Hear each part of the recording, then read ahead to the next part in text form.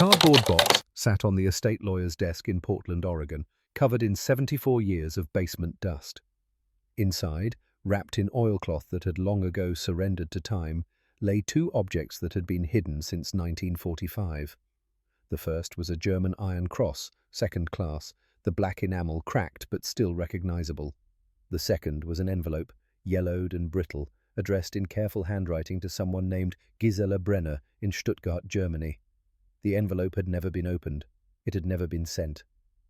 The lawyer turned it over in his hands, careful not to tear the fragile paper. In the top left corner, written in the same precise script, were three words that made him pause.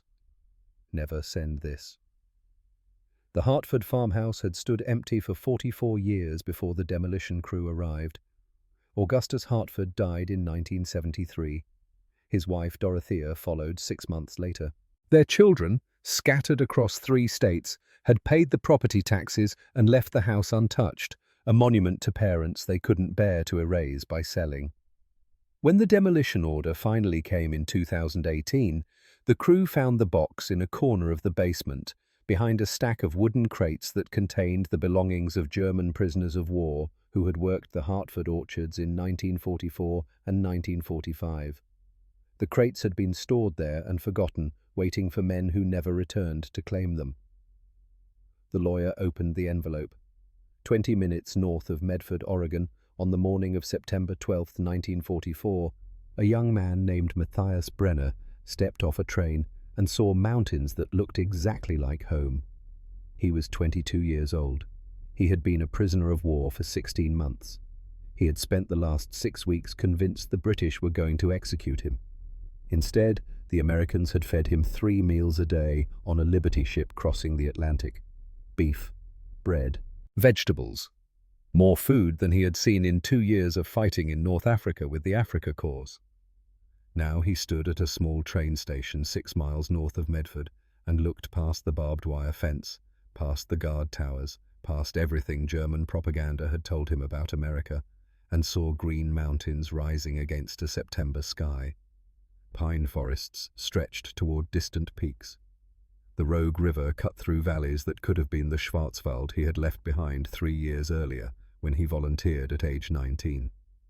Matthias had stopped believing in much of anything during those 3 years. He had stopped believing in the Führer somewhere between the British encirclement at Tunisia and the moment his commanding officer ordered the surrender. He had stopped believing in the fatherland when the supply lines broke and German soldiers went 3 days without food, while British and American forces had unlimited everything.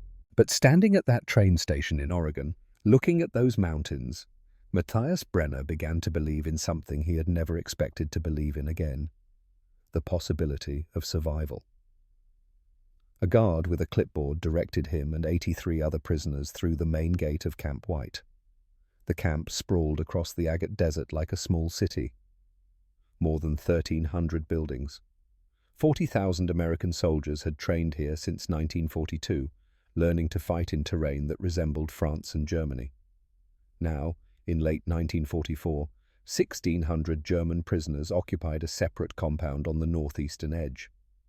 Matthias and the other new arrivals walked through the gate at 11:47 in the morning. No one shouted. No rifles pointed at their backs. An American sergeant simply gave directions. The barracks were wooden structures with tar paper roofs. Inside, each man received a bunk with a mattress, 2 wool blankets, and a pillow. Matthias had been sleeping on sand in Tunisia for 8 months before his capture. He sat on the bunk and pressed his hand against the mattress. It was thick. It was real. It did not move. Corporal Luther Volkmann, captured the same day as Matthias, near the same location outside Tunis, took the bunk above him.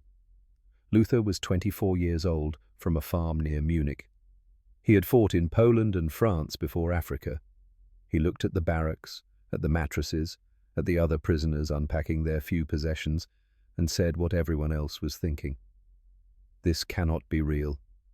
Matthias said nothing. He was thinking about the last letter he had received from his mother Gisela at the processing camp in Virginia. The letter was 4 months old when it reached him. She had written about rationing in Stuttgart, about air raids, about neighbors who had stopped speaking to each other after their sons died on the Eastern Front. She had no idea where Matthias was. The Red Cross would tell her eventually. Prisoner of war, Camp White, Oregon, still alive. At 12:30 in the afternoon, guards escorted the new prisoners to the mess hall. Matthias walked through the door and smelled food cooking. Real food, not the thin soup that had been standard rations for the last year of the war in Africa, not the hard bread that crumbled into dust when you bit it. Actual cooking, meat and potatoes and something else he couldn't immediately identify. The prisoners formed a line. American cooks served each man from large pots and pans behind a metal counter. Matthias received a divided metal tray. He watched as a cook placed food in each section.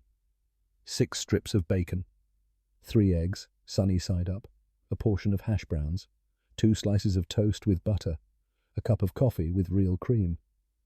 Matthias carried the tray to a wooden table and sat down.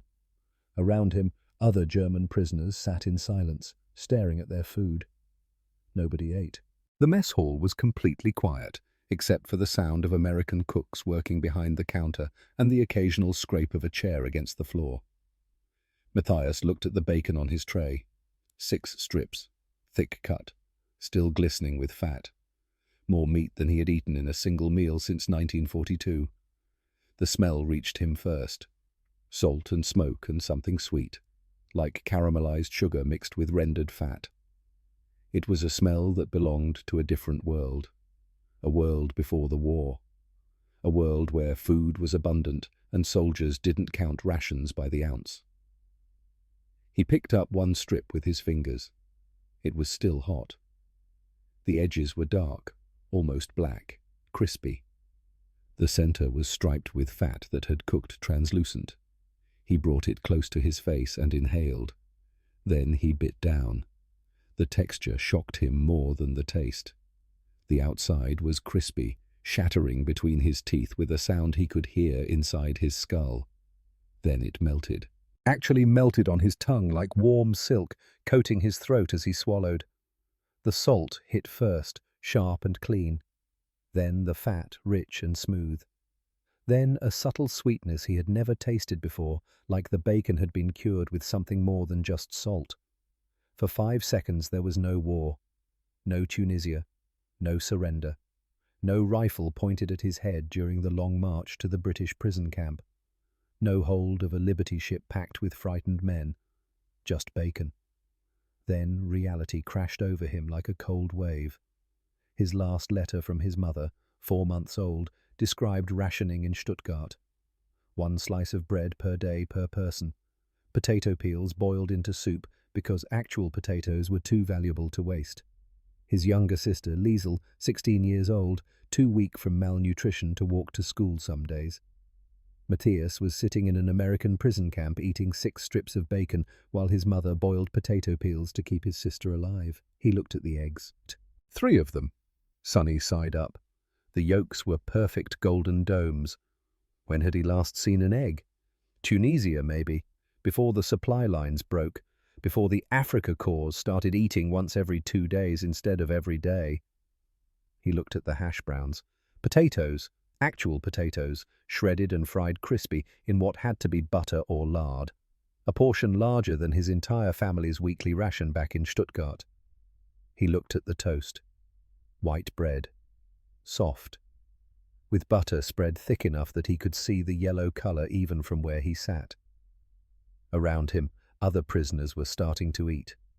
Some were crying while they ate, tears running down their faces as they chewed. Some ate in mechanical silence, staring at nothing. One man near the end of the table ate his entire meal in less than 2 minutes, then sat staring at his empty tray like he couldn't believe it was gone. Luther leaned across the table. His voice was barely a whisper.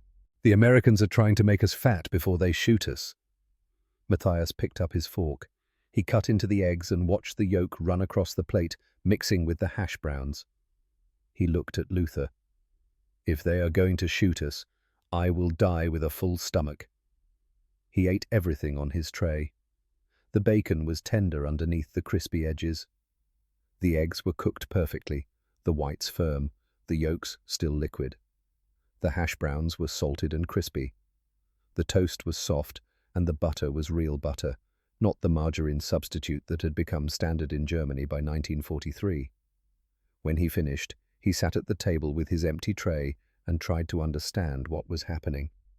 The Geneva Convention required that prisoners of war be fed. Matthias knew that.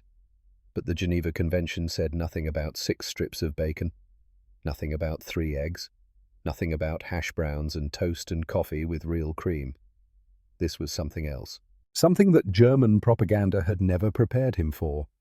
The possibility that America had so much food, so many resources, that even enemy prisoners ate better than German soldiers in the field.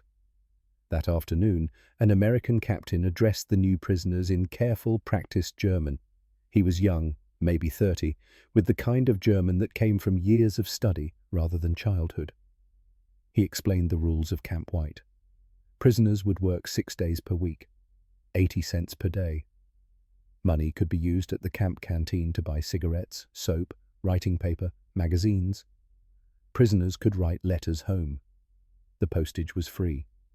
The Red Cross would deliver the letters to Germany when possible. Mail from Germany would arrive at the camp when possible. Current delivery time was approximately 4 months. Prisoners could subscribe to newspapers. He recommended the Oregonian. Recreation time was provided after work. Sports equipment was available. Books were available in the camp library. Night classes in English and American history were available for those interested. Prisoners would be treated according to the Geneva Convention. Food rations would be identical to American soldier rations. Medical care would be identical to American soldier medical care. Any prisoner caught attempting escape would be returned to the camp and placed in solitary confinement for 14 days. Second escape attempt, 30 days. Third attempt, transfer to a maximum security camp in another state. The captain asked if there were questions. Matthias raised his hand. When the captain nodded at him, Matthias spoke in German. "Is this real?" The captain looked at him for a long moment. Then he answered in the same careful German. "This is Camp White. You are prisoners of war. You will be treated as the Geneva Convention requires. You will work. You will be paid. You will be fed. When the war ends, you will go home. That is real. It is." Matthias lowered his hand. Luther whispered from the seat beside him, "They are making us soft, so we forget how to fight." Matthias said nothing. He was thinking about the bacon, about the way it had melted on his tongue, about the fact that this was just lunch. There would be dinner tonight, and breakfast tomorrow, and lunch again, every day. 3 meals.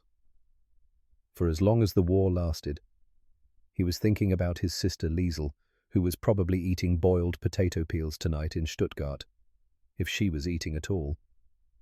The next morning at 7:30, guards loaded Matthias and 35 other prisoners onto a truck.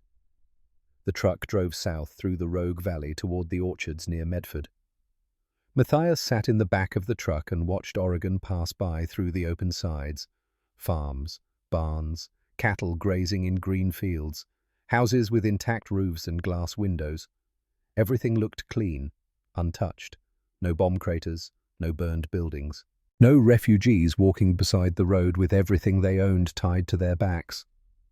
The truck stopped at a pear orchard owned by a man who introduced himself as Augustus Hartford. He was 54 years old, second-generation German-American, and he spoke German better than he spoke English. His accent was Bavaria by way of rural Oregon, a combination that would have been impossible anywhere except America. Hartford walked through the orchard with the prisoners and explained the work in German. "Pick the pears carefully, do not bruise the fruit, fill the wooden boxes, stack the boxes by the road. A good worker could fill 36 boxes per day. Meet that quota and you could return to camp early." He showed them how to pick the pears without damaging the stems. He showed them how to judge ripeness by the color and the give of the flesh when pressed gently. Then he walked back to his truck and drove away. One guard remained. He sat under a tree with a newspaper and started reading. Matthias looked at Luther. Where are the other guards? Luther shook his head. I do not know. The prisoners picked pears. Matthias worked carefully, checking each pear for bruises, placing them gently in the wooden box the way Hartford had shown them. The Oregon sun was warm on his shoulders, not the brutal heat of Tunisia that baked men alive in their uniforms. Just warm, pleasant. By 10:15 in the morning, Matthias had filled 8 boxes. Luther had filled 7. The other prisoners worked at a similar pace. Nobody tried to escape. Nobody even talked about escaping. Where would they go? The guard sat under his tree, turning pages of his newspaper, occasionally glancing up to count the prisoners. He looked bored. At noon, Hartford returned with sandwiches and water. He gave each prisoner a sandwich wrapped in waxed paper, ham and cheese on white bread. Matthias ate the sandwich and drank the water and tried to remember the last time he had eaten lunch in the middle of a workday. Hartford spoke to the prisoners in German while they ate. His voice was casual, conversational, like he was talking to hired farmhands instead of enemy soldiers. You work good. Better than the last group. They were lazy. You keep working like this. I bring you pie next week. My wife makes good pie. Matthias asked the question that had been building in his mind all morning. Why is there only one guard? Hartford looked at him. Really looked at him. Then he smiled. Where would you go? Matthias had no answer. Hartford continued. You are in Oregon. Canada is 800 miles north. Mexico is 1,200 miles south. You have no money, no car, no civilian clothes. Everyone in town knows German prisoners work in these orchards. You try to escape, someone calls the sheriff before you walk 5 miles. He took a drink from his own canteen. Better you pick pears, earn money, eat good food, go back to camp. When the war ends, you go home. Luther said quietly from beside Matthias, What if we do not want to go home? Hartford studied him for a long moment. Then he said something that Matthias would remember for the rest of his life. Then you come back here after the war, and I give you a job. You know how to pick pears now. By 2:17 in the afternoon, Matthias had filled his 36 boxes. He stacked the last box by the road and walked over to the guard, who was still reading his newspaper. I am finished. The guard looked at the stacked boxes, counted them, made a mark on his clipboard. You can go back to camp or keep working for extra pay. Matthias chose to keep working. He filled 4 more boxes before the truck arrived at 4 o'clock to take the prisoners back to Camp White. That evening, Hartford sent 6 apple pies to the camp. The guards distributed slices to the prisoners who had worked in his orchard. Matthias ate his slice slowly, making it last. He had not tasted pie since before the war, since before his father closed the print shop and went to work in the munitions factory, since before everything changed. The crust was flaky and buttery. The apples were sweet and soft, cooked with cinnamon and sugar until they melted in his mouth. The pie was still slightly warm from Hartford's kitchen, where his wife had baked it that afternoon for enemy soldiers who were picking pears in her husband's orchard. Luther ate his pie and said nothing. Later, in the barracks after lights out, he spoke into the darkness. Matthias. Yes. This is not what I expected. No. Do you think they will send us to fight the Russians after they re-educate us? Matthias did not answer. He was thinking about the green mountains and the clean barracks and the apple pie and the farmer who spoke German and offered jobs after the war. He was thinking about his mother's letter describing rationing and air raids and neighbours who had stopped speaking. He was thinking about the 6 strips of bacon and the 3 eggs, and the guard who sat under a tree reading a newspaper while prisoners worked without supervision. This was not war. This was something else. Something German propaganda had never mentioned. The possibility that the enemy was not evil, just stronger, richer, more powerful in ways that had nothing to do with military might. The work routine continued 6 days per week. Matthias's group rotated through different farms, pear orchards, apple orchards, potato fields, onion fields. The labor was hard, but not brutal. The farmers treated them like hired workers, not prisoners. The food at camp was consistent. 3 meals every day, meat at least once per day, once per. Bread with every meal, coffee in the mornings. On Sundays, prisoners had free time. Matthias attended English classes taught by an American lieutenant who had studied in Berlin before the war. The lieutenant's German was flawless. His English instruction was patient and clear. He taught them practical phrases. "I would like to buy bread. Where is the post office? Thank you for your help. How much does this cost? Good morning. Good afternoon. Good evening." After 6 weeks, Matthias could read basic English. He started subscribing to the Oregonian and reading articles about the war in Europe, American troops advancing through France, Soviet troops advancing through Poland, Berlin being bombed daily, civilian casualties mounting. Matthias read these articles and thought about his mother in Stuttgart. Stuttgart was being bombed regularly according to the newspaper reports. He had received no letters from her since arriving at Camp White. The Red Cross said mail was delayed due to the fighting. He wrote letters every week, short letters, careful letters. He told his mother he was safe. He told her he was working on farms in Oregon. He told her the Americans were treating prisoners according to the Geneva Convention. He did not tell her about the bacon or the apple pie or the farmer who offered jobs after the war. He did not know how to explain those things in a letter that would be read by German censors before it reached Stuttgart. How could he tell his mother that enemy soldiers ate better than German families? How could he describe American abundance when his family was starving? So he wrote safe letters that said almost nothing. "I am alive. I am well. I think of you every day. I hope you and Liesel and father are safe. I pray this war ends soon."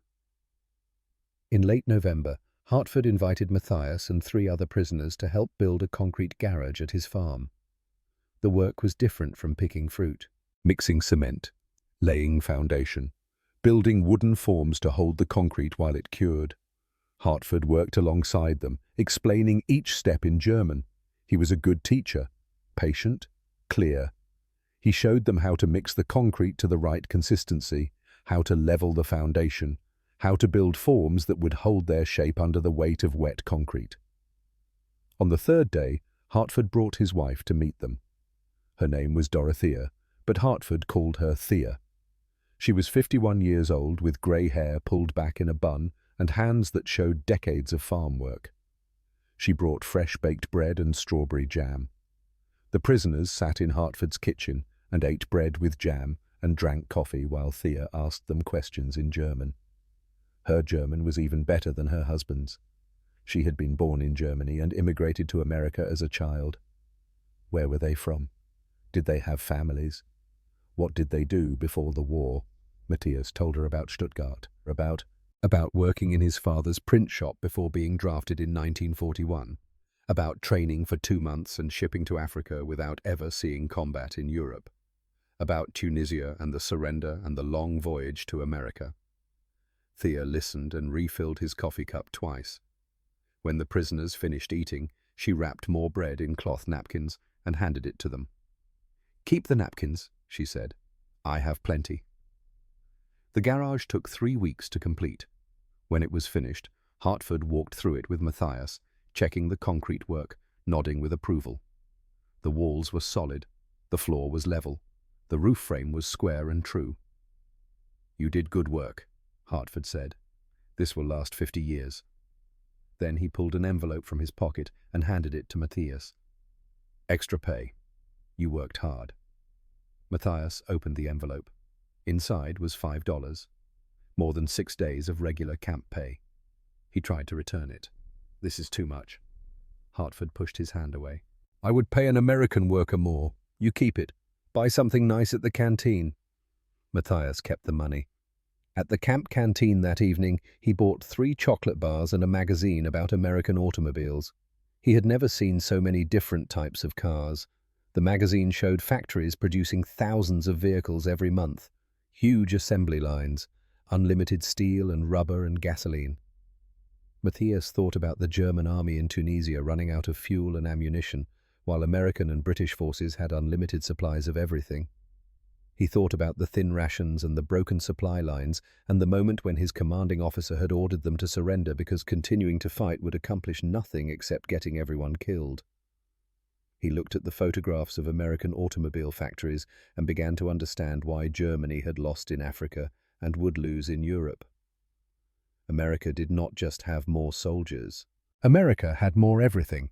More food, more fuel, more steel, more factories, more capacity to produce and transport and supply. Germany was fighting the entire world with factories that ran on slave labor and supply lines that depended on trains that got bombed every night. America was fighting with factories that produced cars and tanks and planes faster than Germany could destroy them. It was not even a fair fight. It never had been. In January of 1945, Camp White received new prisoners. These men came from France, captured during the Battle of the Bulge in December. They were different from the Afrika Korps prisoners. Harder, more committed to Nazi ideology, more angry. They did not believe the stories about good treatment and plentiful food. They arrived expecting brutality and received roast beef. The confusion made them furious. Matthias watched one of the new prisoners throw his dinner tray against the mess hall wall. The man shouted that this was weakness, that accepting enemy food was betrayal, that real German soldiers would rather starve than eat American meat. 3 guards removed him from the mess hall. He fought them. They did not hit him. They just held him until he stopped struggling, then walked him to solitary confinement. The next morning, he was working in the potato fields with everyone else. By February, even the new prisoners had stopped complaining about the food. Some of them started attending the English classes. A few asked about the re-education program the Americans were running at the camp. Classes about democracy, about American government, about freedom of speech. Matthias had been attending these classes since December. The American teachers were careful never to call it re-education. They called it information. They showed films about the American Constitution, about how the government worked, about elections and freedom of the press.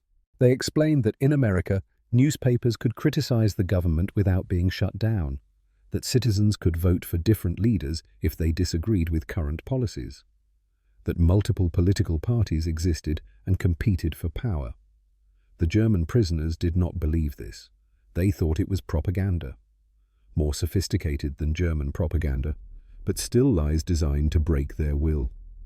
The teachers showed them multiple American newspapers with different political opinions. Some praised President Roosevelt.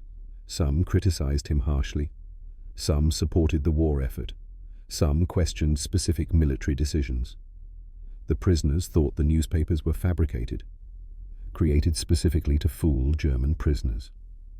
Then the teachers brought in local Oregon citizens who stood in front of the prisoners and explained how they had voted in recent elections and what they thought about various government policies.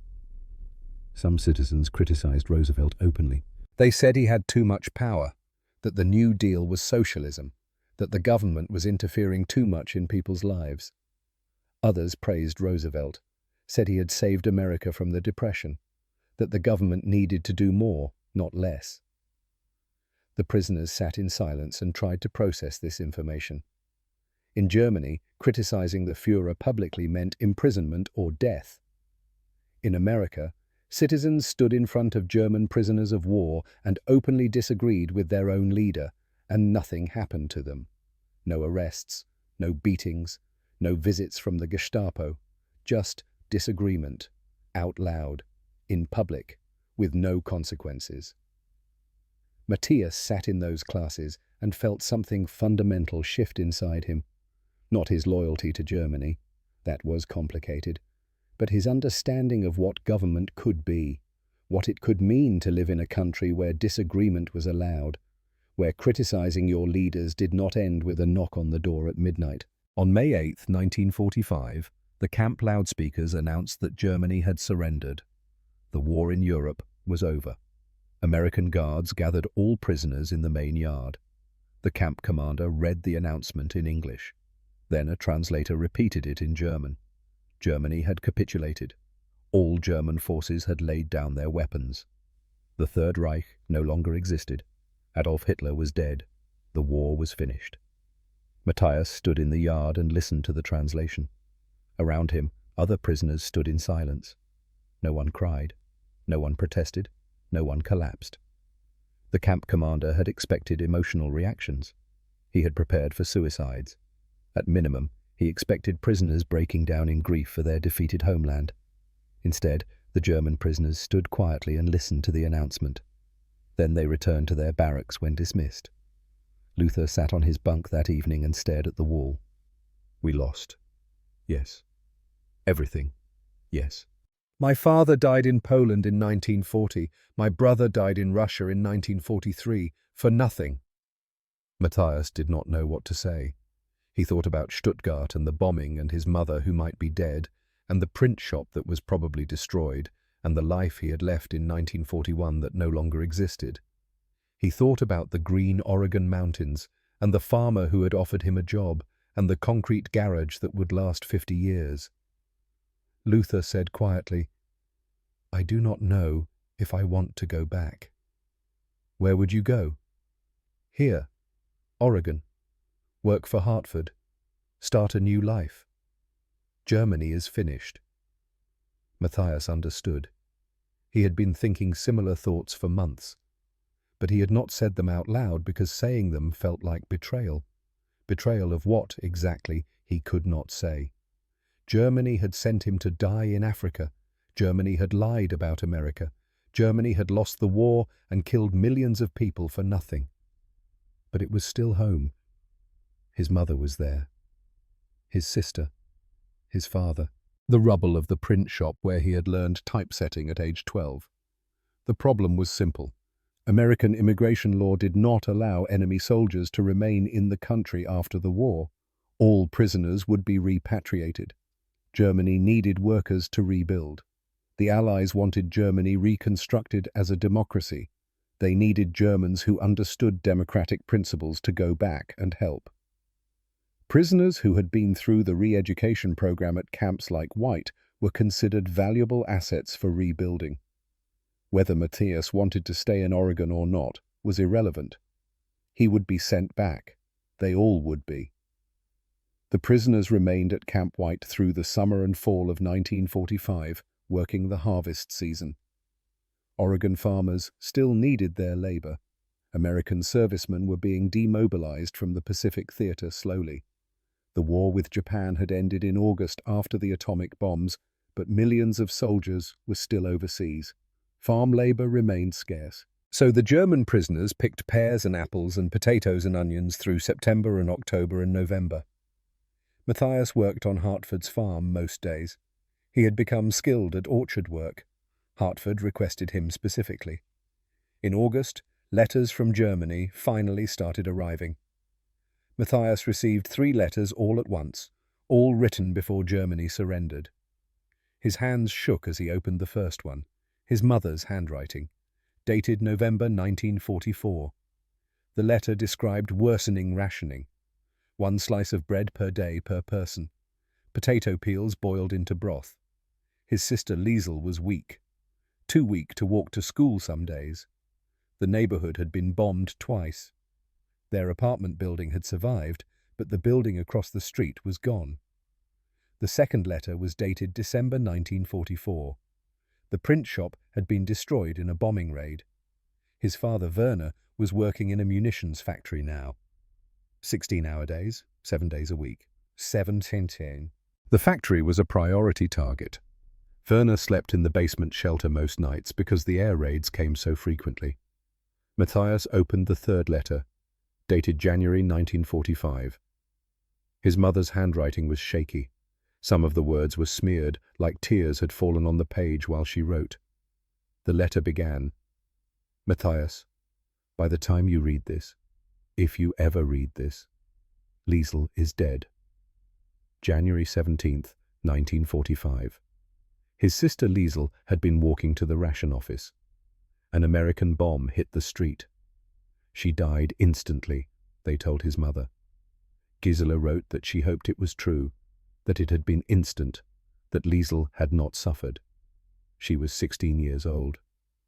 The letter continued. His father Werner had died on March 3rd. The munitions factory where he worked had been bombed. 2 months before Germany surrendered. 2 months before the war ended. Werner Brenner had died making artillery shells for a war that was already lost. His mother was alone now. She ate 1 meal every 2 days. She slept in the basement because the air raids came every night. Every night she dreamed that Matthias was still alive somewhere. "Please, God," she had written, "let one of my children survive this." Matthias sat on his bunk holding the letter. The barracks were empty. Everyone else was at dinner. He could smell the food from the mess hall, roast chicken tonight. He had seen the menu posted that morning. He looked at the date on the letter, January 1945. He tried to remember what he had eaten on January 17th, 1945. He could not remember the specific day, but he knew what he had eaten. 6 strips of bacon for breakfast, a sandwich with ham and cheese for lunch, probably roast beef or pork chops for dinner, maybe pie. Hartford's wife had been sending pies twice a week by then. On the day his sister starved to death in Stuttgart, Matthias had eaten 6 strips of bacon for breakfast. He tried to remember March 3rd, still could not remember the specific day, but he knew. Chocolate cake. Hartford's wife had been experimenting with different recipes. She brought chocolate cake to the work crew at least once a week. Rich, dark chocolate made with real cocoa and real butter and real sugar. On the day his father died making bombs for a lost war, Matthias had eaten chocolate cake. He sat on his bunk in a clean barracks with a full stomach and held a letter telling him his entire family was dead except for his mother, who was starving alone in a bombed city. The guilt hit him like a physical force. It started in his chest and spread outward until his hands were shaking and he could not breathe properly. He had survived. He had surrendered. He had given up. And because of that, because he had quit fighting, he had been captured and shipped to America and fed 3 meals a day while his sister starved and his father died and his mother ate once every 2 days. He was the worst son who ever lived. Matthias found paper and a pen. He sat at the small table in the barracks and began to write. The words came out in a rush. Everything he had been thinking for 8 months, everything he could not say in the careful weekly letters he sent through the Red Cross. "Dearest mother," he wrote, "by the time you read this, if you ever read this, I will be home or I will be dead. I am writing to confess." He wrote about Oregon, about Camp White, about the bacon and the eggs and the chocolate cake, about Hartford's pear orchard and the concrete garage and the $5 envelope, about eating 3 meals every day while his family starved. He wrote about January 17th, about not knowing Liesel was dead, but knowing she was starving and eating bacon anyway. About March 3rd, about not knowing his father was dead, but knowing he was working 16-hour days in a factory that would probably be bombed and eating chocolate cake anyway. He wrote, "I am alive and safe in Oregon, America. I am a prisoner of war. The Americans feed me 3 meals every day, bacon, eggs, chocolate, cake, more food than I saw in 2 years fighting in Africa." He wrote, "I am the worst son who ever lived. I survived because I surrendered. I eat well because I gave up. Liesel and father died fighting, starving, doing their duty. I live in paradise because I quit." He wrote about Hartford's offer, about the job after the war, about sponsoring immigration, about bringing his mother to Oregon where there were no bombs, no starvation, no war. "I don't know if I deserve that life," he wrote. "I don't know if you would want it. But mother, Oregon is heaven, real heaven, not the propaganda heaven the party promised.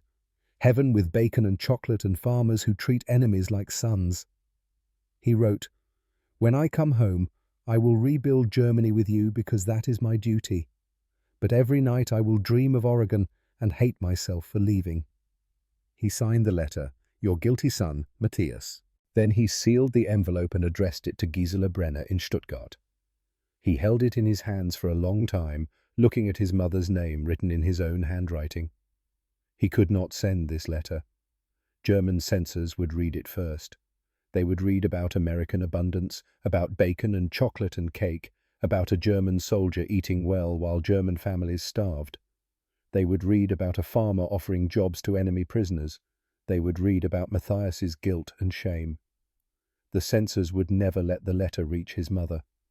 And even if they did, what would it accomplish? His mother would learn that her son had been eating bacon while her daughter starved, that he had been eating chocolate cake while her husband died, that he felt guilty but had done nothing to help them. The letter would only cause more pain. Matthias wrote 3 words on the envelope in the upper left corner where a return address would normally go. Never send this. Send. Then he took the letter back to his barracks and hid it in the bottom of his footlocker, underneath his spare uniform and the magazines he had bought at the canteen. He would keep the letter. He would bring it home with him when the war ended. Someday, maybe, he would give it to his mother. Or maybe he would burn it. He did not know yet. But he could not send it now. Not like this. In December, the first prisoners began shipping out. Groups of 100 men loaded onto trains bound for New York or Seattle, then onto ships back to Europe. Matthias received his orders on December 14th. Report to the main gate at 6 o'clock in the morning on December 18th with all possessions. He would be transported to Seattle and loaded onto a ship for England, then transferred to the American occupation zone in Germany. He packed his few possessions, the magazines from the canteen, the cloth napkins from Thea Hartford, the 3 letters from his mother, including the one about Liesel and Werner, the confession letter he had written but never sent. Everything fit in his small duffel bag except the footlocker itself. The guards told him the footlockers would be stored at the camp until transportation could be arranged to send them back to Germany. Matthias transferred the confession letter from his footlocker to his duffel bag, then changed his mind and put it back in the footlocker. If he carried the letter with him, he might send it, or he might lose it, or someone might find it and read it. Better to leave it here, safe in the footlocker. When he got to Germany, when he saw his mother, he would decide what to do with it. Maybe the Red Cross would send the footlockers eventually. Maybe not. Either way, the letter would be safe. On December 17th, Hartford drove to Camp White and asked to speak with Matthias. The guards allowed it. They met in a visitor area, sitting at opposite sides of a wooden table with wire mesh between them. Hartford looked older than Matthias remembered. The last 4 weeks had aged him somehow. Or maybe Matthias was just seeing him clearly for the first time, without the fog of shock and gratitude that had colored everything since September. Hartford pushed an envelope through the wire mesh. The envelope was thick. Money for when you get back to Germany. Start your life again. Matthias tried to push it back. I cannot accept this. Hartford pushed it toward him again. You worked hard. You earned this. You need it more than I do. Matthias opened the envelope. Inside were 5 $10 bills. $50. More than 6 months of camp wages. Enough to feed a family for months in occupied Germany. This is too much, Matthias said. I would pay an American worker more, Hartford replied. It was the same thing he had said about the $5 after the garage project. You keep it. Use it to help your mother. Then Hartford leaned forward, his face close to the wire mesh. If you come back to Oregon after things are settled, I have a job for you. I will sponsor your immigration. I know lawyers in Portland who handle these things. You work hard. You are honest. America needs men like that.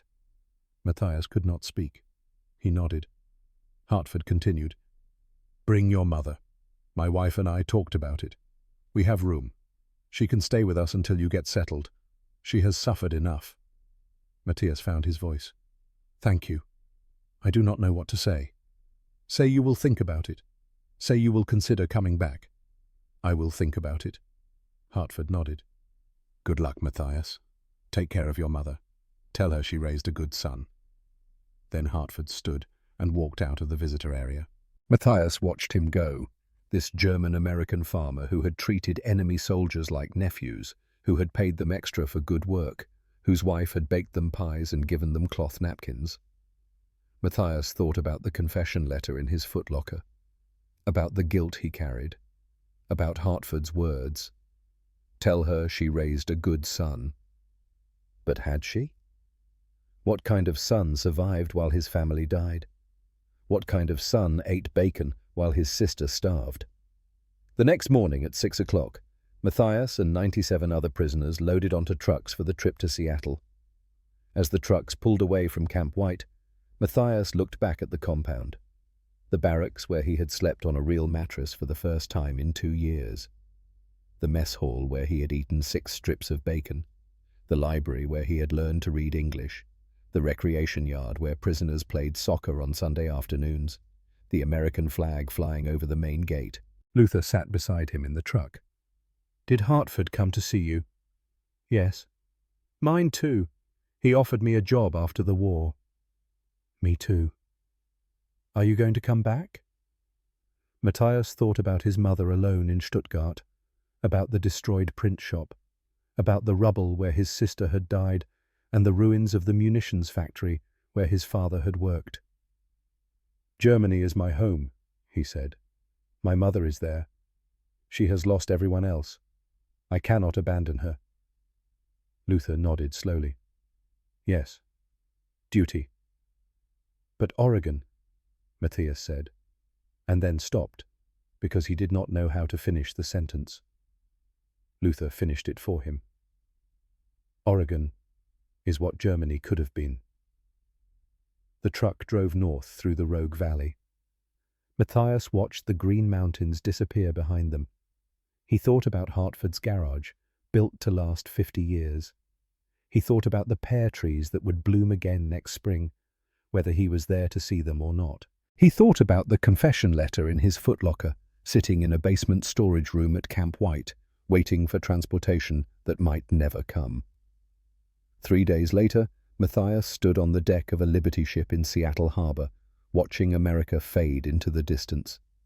The ship was packed with German prisoners, all going home. Some were excited, some were terrified, some, like Matthias, felt nothing at all. Just numb. The voyage across the Atlantic took 2 weeks. The weather was rough. Many men got seasick. Matthias spent most of the time on deck, watching the ocean and thinking about what he would find in Germany. His mother, if she was still alive. A destroyed city. No home, no job, no family except Gisela. And guilt. Always the guilt. The ship docked in Southampton, England, in early January 1946. From there, Matthias was transferred to the American occupation zone in Germany. He traveled by train through a landscape that looked like the end of the world. Cities reduced to rubble. Refugees everywhere. Children begging by the tracks. Old women pulling carts loaded with salvaged wood and metal. The smell of death and ash and human waste. This was Germany. This was home. The train reached Stuttgart on January 19th, 1946. Matthias stepped onto the platform and stared. The Stuttgart he remembered no longer existed. Whole neighborhoods were simply gone. Mountains of rubble stretched as far as he could see. Buildings stood with their fronts blown off, exposing rooms like dollhouses. Smoke still rose from some ruins, though the bombing had supposedly stopped months ago. Thousands of people lived in the rubble. He could see them as he walked through the city. Families huddled in basements and partially collapsed buildings, children playing in bomb craters, women lining up for ration distributions. Matthias found his mother living in 3 rooms of a partially destroyed apartment building on the east side of the city. The building had no front wall. Canvas tarps covered the exposed rooms. There was no heat, no electricity, no running water. Gisela Brenner was 50 years old. She looked 70. She weighed perhaps 89 pounds. Her hair had gone completely grey. Her hands shook constantly. When she saw Matthias, she collapsed. He caught her and held her while she sobbed. She was so light, like holding a child. He could feel her spine through her dress. "You are alive," she kept saying. "You are alive. I prayed. I prayed every day. You are alive." Matthias held his mother and felt the guilt crush him. She had prayed for him while he ate bacon. She had starved while he grew healthy. She had lost her husband and daughter while he built garages and picked pears. That night, in the cold apartment with canvas walls, Matthias gave his mother the $50 Hartford had given him. She stared at the American money like it was from another planet. "Where did you get this?" "A farmer in Oregon. I worked for him. He paid me extra." Gisela started crying again. Not sad tears this time. Relief. "This money. I can trade this on the black market. Get food. Real food. This will keep us alive for months." She looked at her son. "Tell me about Oregon." So Matthias told her. Not everything. Not the bacon or the chocolate cake or the apple pie. Just the basics. The work. The farmer who spoke German. The clean barracks. The Geneva Convention treatment. He did not tell her about Hartford's job offer. He did not tell her about the possibility of immigration, of bringing her to America where there was food and safety and no bombs. He did not tell her because he had already decided. Germany was their home. His mother had lived here her entire life. All her memories were here, good and bad. Liesel and Werner were buried here, somewhere in the rubble. Their duty was to stay, to rebuild, to help create the new Germany that the Americans wanted, even if it meant giving up paradise. Matthias found work within 2 weeks. A printing company on the south side of Stuttgart was trying to restart operations. The owner, an old man named Ernst Schreiber, needed workers who understood presses and typesetting. Matthias knew both from working in his father's shop before the war. The pay was almost nothing. Some food rations, occupation currency that was barely worth the paper it was printed on. But it was work, and work meant survival. Schreiber was 71 years old and dying. Everyone could see it. He had emphysema from decades of breathing printing chemicals. He worked anyway, bent over the old press in a building with half a roof, because stopping meant admitting the war had broken him. Matthias worked alongside him 12 hours a day, 6 days a week. They printed ration cards for the occupation authorities, marriage certificates, death certificates. There were far more death certificates than marriage certificates. By 1947, Schreiber could barely stand. He called Matthias into his office one morning in March. The office was a corner of the print shop separated by a canvas curtain. "I am dying," Schreiber said. No preamble, just fact. Matthias said nothing. "I have no children, no family. The business is all I have." Schreiber coughed into a rag. The rag came away bloody. "When I die, the business goes to you, if you want it." "I do not understand." "You are a good worker, honest. You know the trade. You do not steal." Schreiber folded the bloody rag carefully. "I have written a will. The lawyer has it. When I die, you inherit the business, the presses, the building, everything." "Why?" "Because you are the only person I trust." Schreiber looked at him. "You came back from America. You could have stayed, but you came back to take care of your mother. That tells me who you are."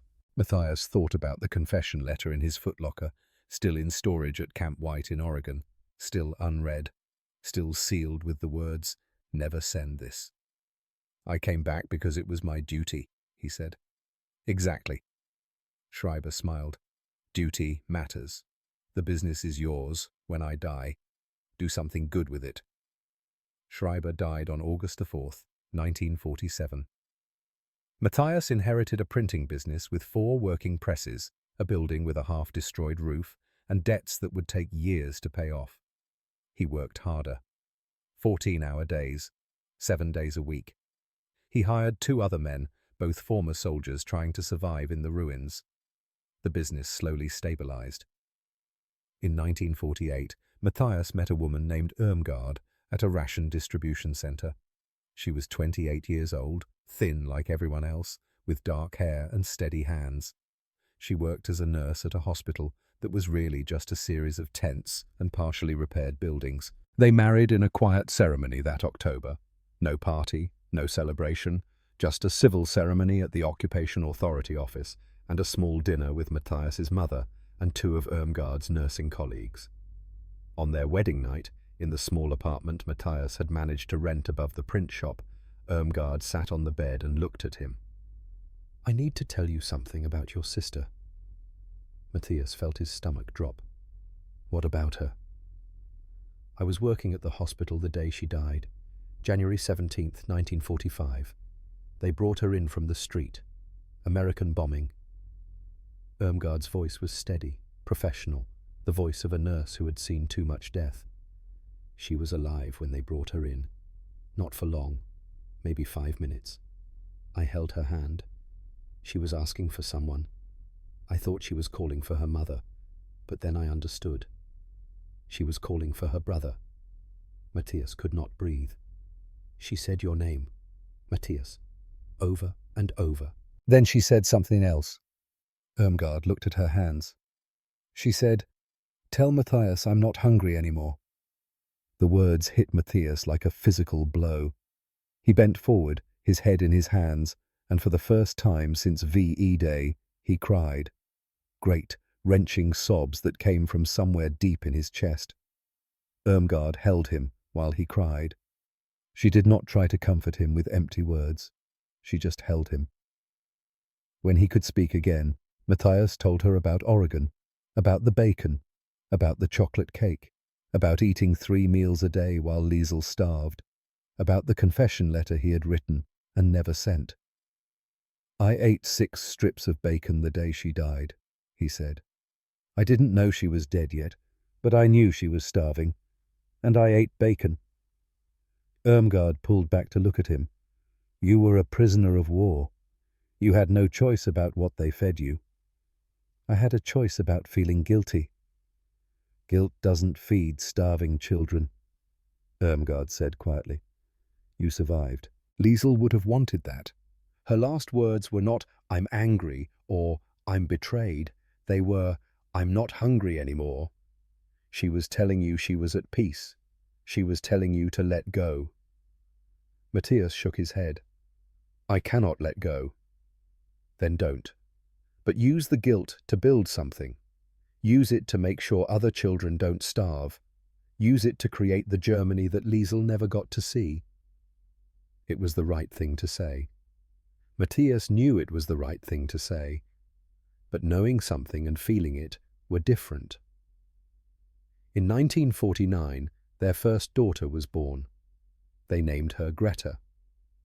In 1951, their second daughter arrived. They named her Clara. Matthias watched his daughters grow up in a Germany that was slowly rebuilding. The occupation authorities were pushing democratic reforms, a new constitution, new political parties, elections.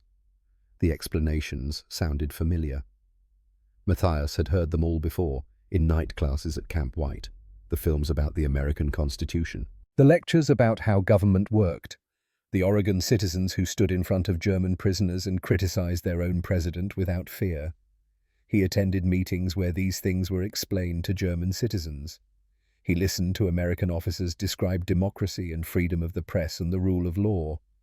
He nodded and said nothing, because how could he explain that he had already learned these lessons while picking pears in an Oregon orchard? The printing business grew slowly. By 1952, Matthias had paid off Schreiber's debts and started making actual profit. Small profit, but enough to feed his family and keep his mother comfortable in her own small apartment. In May of 1952, a letter arrived from America.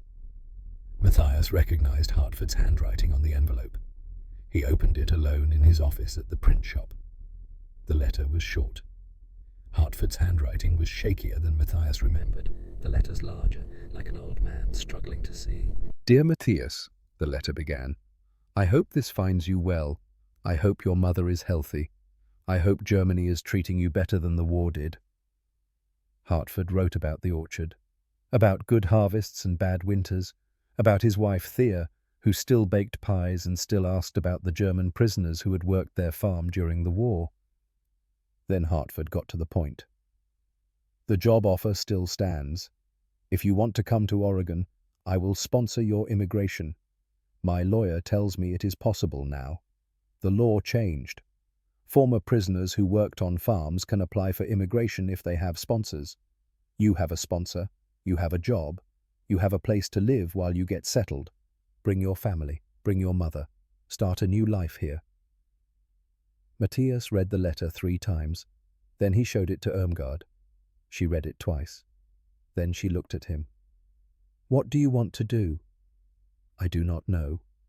"Yes, you do. You want to go. I can see it in your face." Matthias looked out the window of their apartment. Stuttgart had been rebuilt enough that you could almost forget it had been destroyed.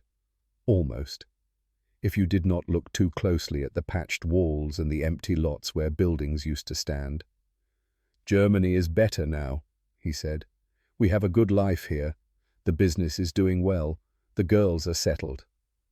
"But Oregon was paradise," Irmgard said quietly. Matthias looked at her. "You believe me? About Oregon?" "I didn't at first. I thought you were exaggerating, making it sound better than it was." She folded the letter carefully. "But this letter is real. This offer is real. No one offers to sponsor immigration, to provide jobs and housing, unless they genuinely care. So yes, I believe you. Oregon was paradise, and you gave it up to come back here." "I had to. My mother, your mother is settled now. She has her own apartment. She has friends. She has a life here. She needs me. She has needed you for 7 years. You have been here. You have taken care of her." Irmgard put the letter on the table between them. "Go visit Oregon. See if it is what you remember.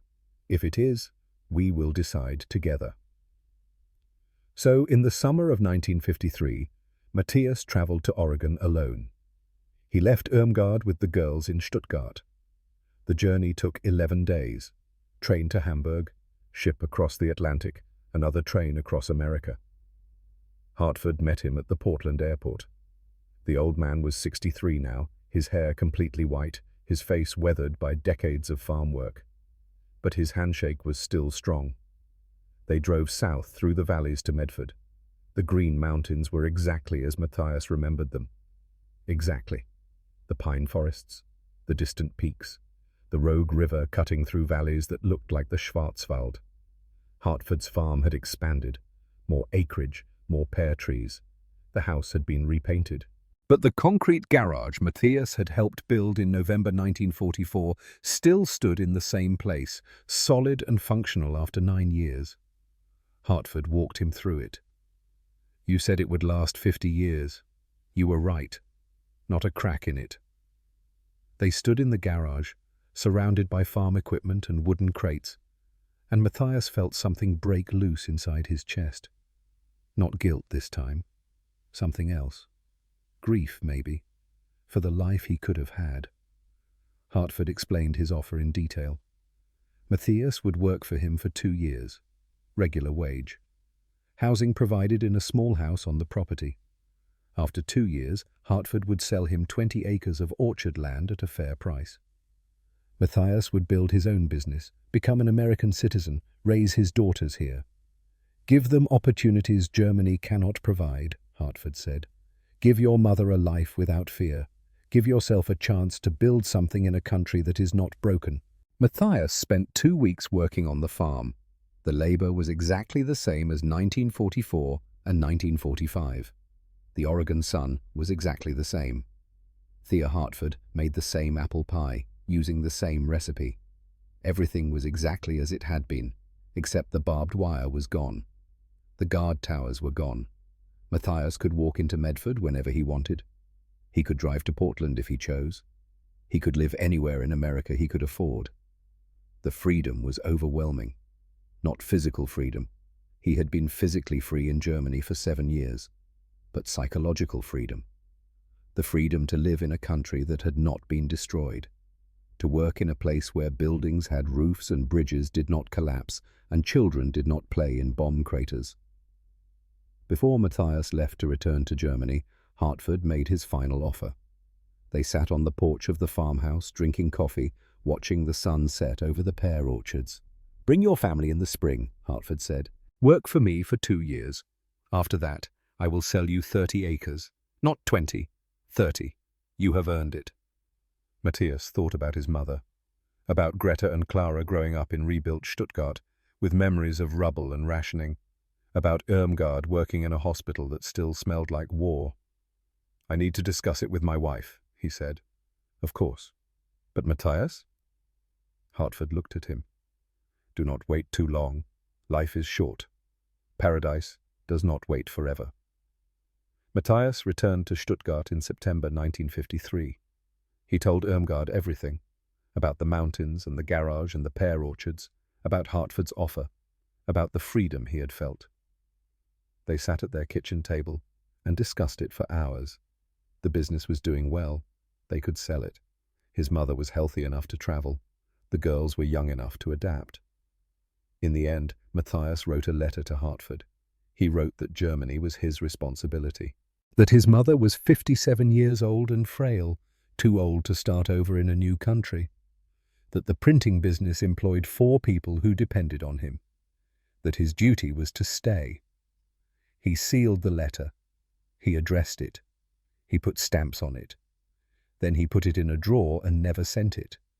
He could not send it because sending it meant officially refusing Hartford's offer, meant closing the door on Oregon forever. And Matthias could not bear to close that door, even if he would never walk through it. Life continued. The years passed. His mother Gisela died in 1958 at the age of 61. The doctors said her heart simply gave out, weakened by years of malnutrition and stress during the war. Matthias stood at her funeral and thought about Hartford's offer from 6 years earlier. If he had accepted, his mother would have lived in Oregon. She would have eaten well. She would have slept without fear. She might have lived to 70 or 80, surrounded by grandchildren who spoke English with American accents. Instead, she had died at 61 in a country that had killed her husband and daughter and broken her health. But it had been her home. She had wanted to stay. Matthias told himself that. He told himself his mother had chosen to stay in Germany, that it had been her decision too. He knew he was lying to himself. The girls grew up. Greta married a schoolteacher in 1968. Clara married an accountant in 1970. Both married German men. Both stayed in Stuttgart. Both had children who knew their grandfather had been a prisoner of war in America, but did not really understand what that meant.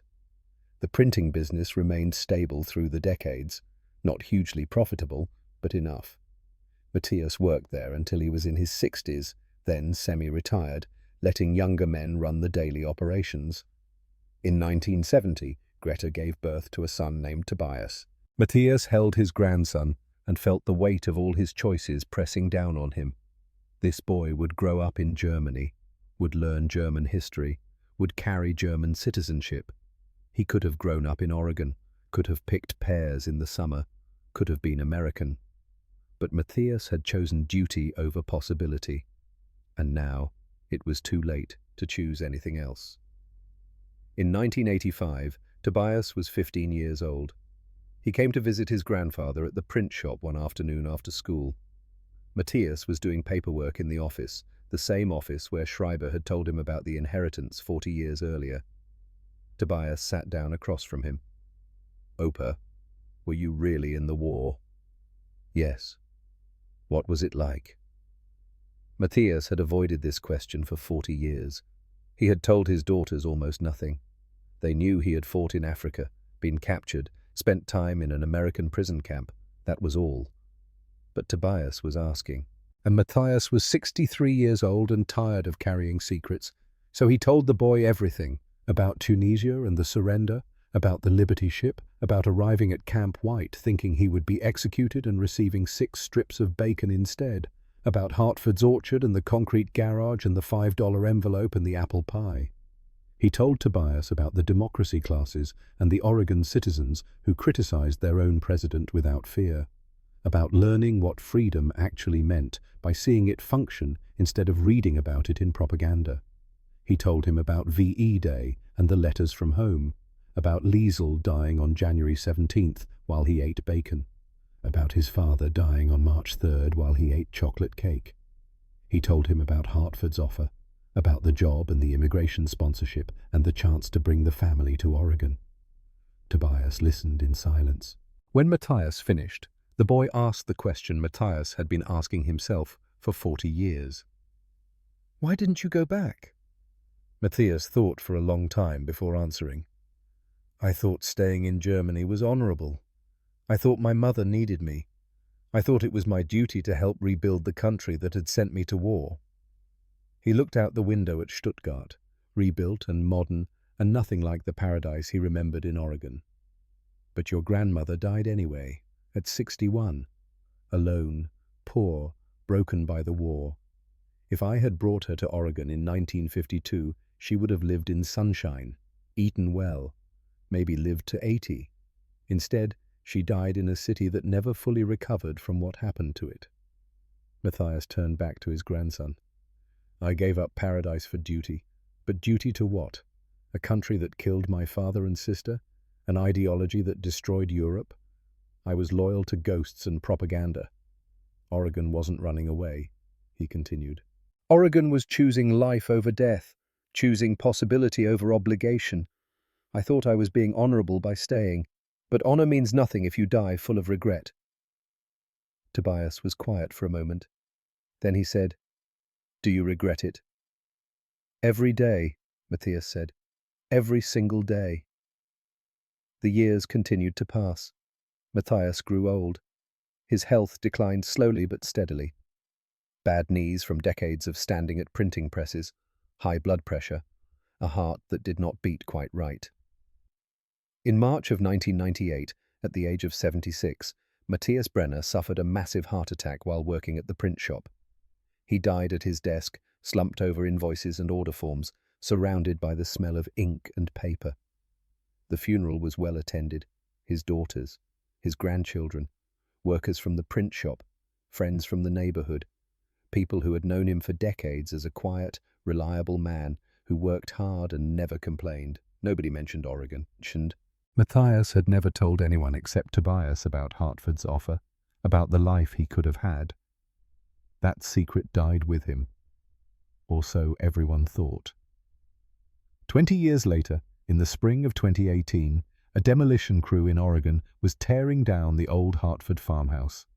Augustus Hartford had died in 1973. Thea followed in 1974. Their children had kept the property, renting it out for a while, then letting it sit empty as none of them wanted to farm and none of them could bear to sell their parents' land. Finally, after 44 years, they sold the property to a developer. The farmhouse would be demolished, the orchards would be cleared, new houses would be built. The crew found the box in the basement, tucked behind old wooden crates that contained the belongings of German prisoners of war from 1944 and 1945. Belongings that had been stored there, waiting for men who never came back to claim them. Inside Matthias Brenner's footlocker, underneath a spare uniform and old magazines about American automobiles, the crew found a German Iron Cross medal and a sealed envelope.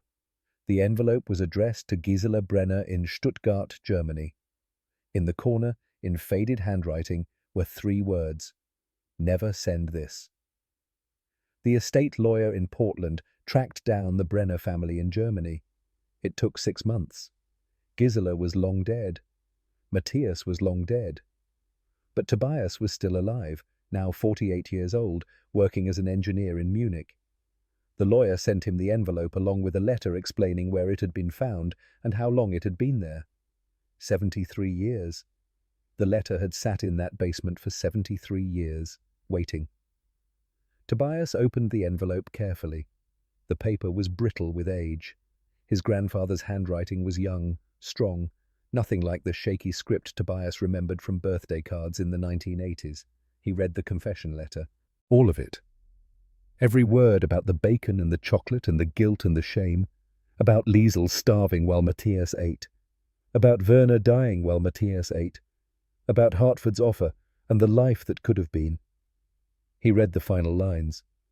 "When I come home, I will rebuild Germany with you because that is my duty. But every night I will dream of Oregon and hate myself for leaving. Your guilty son, Matthias."